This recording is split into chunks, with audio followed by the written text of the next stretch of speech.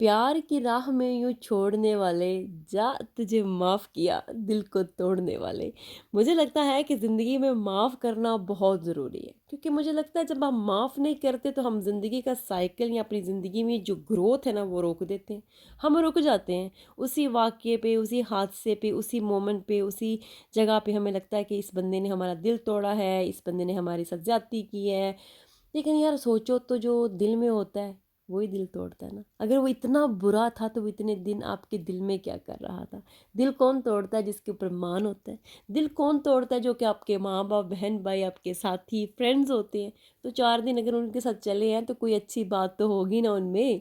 और माफ़ कर देने से ना आपके अंदर, आपकी सोल को, आपकी रूह को, आपके माइंड को पीस मिलता है। अगर आप चलें, मानते हैं कि अगले को माफ़ नहीं कर सकते या उसका कुछ तरीक़ाकार या आपको इतना हर्ट हुआ है, तो आप ये सोचें कि यार उस इंसान ने मुझे इतनी तकलीफ़ दी है, लेकिन मैं तो खुद अपने आप को तकलीफ़ दे रहा हूँ, क्योंकि वो उस वाक़ये से आप निकल नहीं पाएँगे, उस फीलिंग से आप कभी निकल नहीं पाएँगे।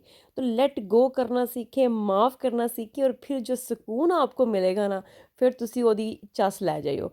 आज ना ये मैं पराठा बना रही थी तो मुझे याद आया कि जिस दिन मैंने फर्स्ट डे रोटी बनाई थी, बल्कि मजबूरन हालात कुछ ऐसे हो चुके थे कि मेरे पास कोई चॉइस नहीं बची थी। मेरे घर में कोई भी नहीं था और मेरे अब्बू जी कहते हैं कि पुत्तर रोटी नहीं बना लेंदी।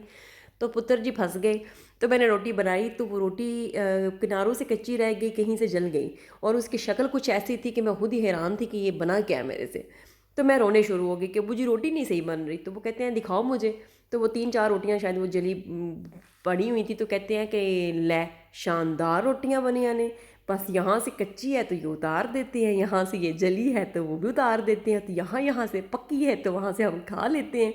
तो ऐसे करके उन्होंने इतने मज़े में वो रोटी खाई और मैं बस देख रही थी कि यार ये मेरा अब्बा ही है जो ये रोटी खा रहा है।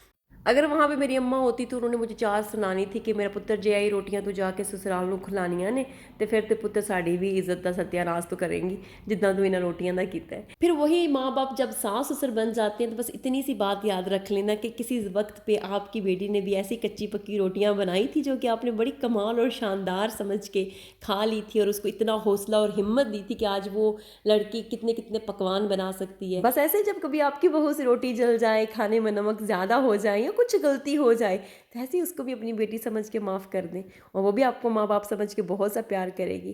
तो ज़िंदगी के छोटे छोटे मामलात में दरगुजर करना सीखें।